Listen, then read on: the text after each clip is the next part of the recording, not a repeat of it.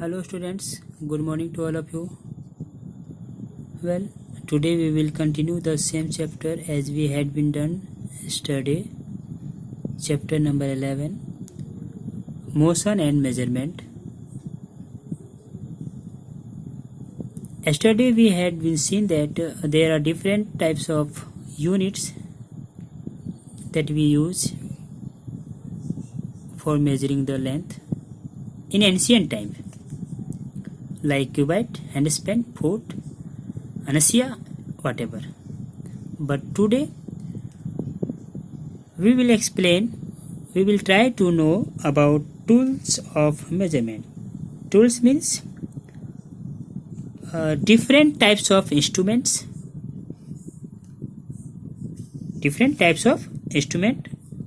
of measurement. So let's go for study. Here, try to estimate the time at night or during the day without a watch or a clock. Check the exact time using a watch. Are they the same? Estimate the time at night or during the day without a watch or a clock, and check the exact time using a watch. Are they the same? I think they are not same, because we cannot know the exact value. We cannot know the exact value of a quantity just by looking at it. We can just estimate, means we can say approx value by sight. It will be clear.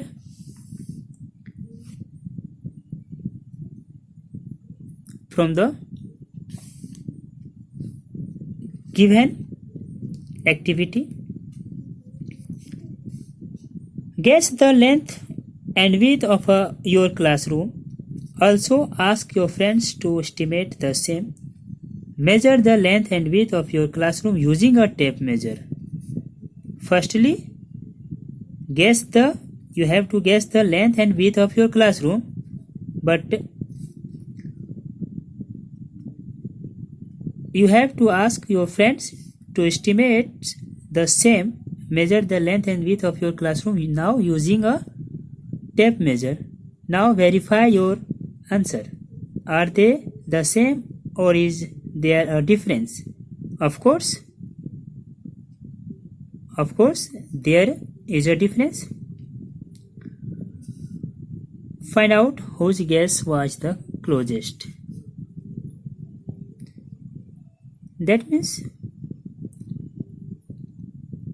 we can just estimate by sight. We cannot know the exact value of quantity just by looking at. Clear? So we need different types of instruments, you can say tools of measurements.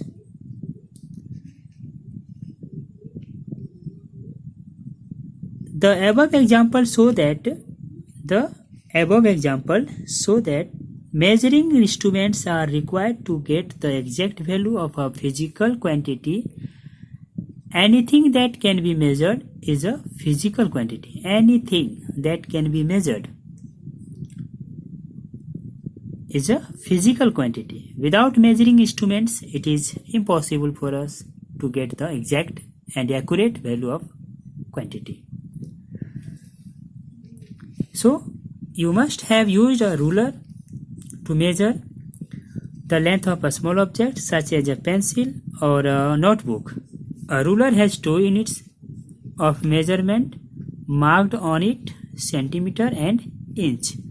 Although an inch is often used to measure length, it is not an SI unit, not International System Unit. Okay. Would you measure the length of your floor using a ruler? No. Why? Because the length of your floor is so larger value, it is not possible when we use the instrument ruler. So we usually measure the length of large objects using a measuring tape or a meter scale. A cloth merchant also measures cloth using a meter scale.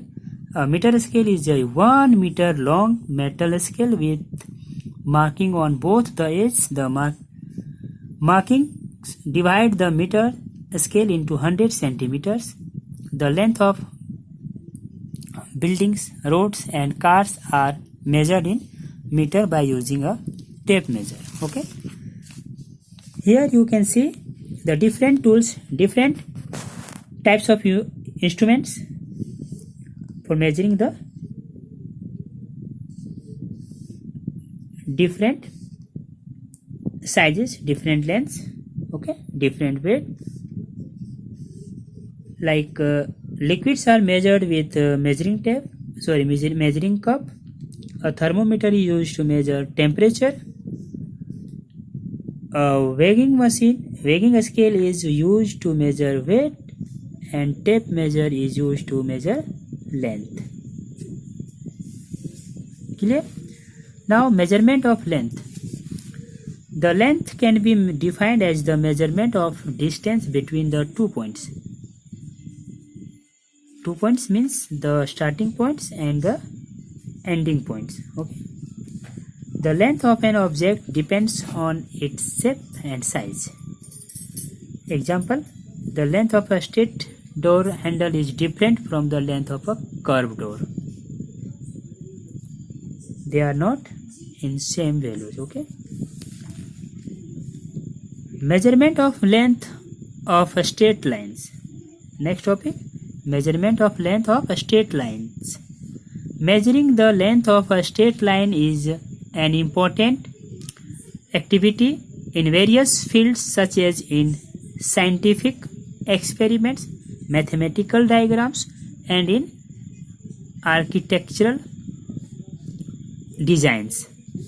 As you have studied, the length of a straight line can be measured using a ruler. The length of a straight line can be measured using a ruler. You can see here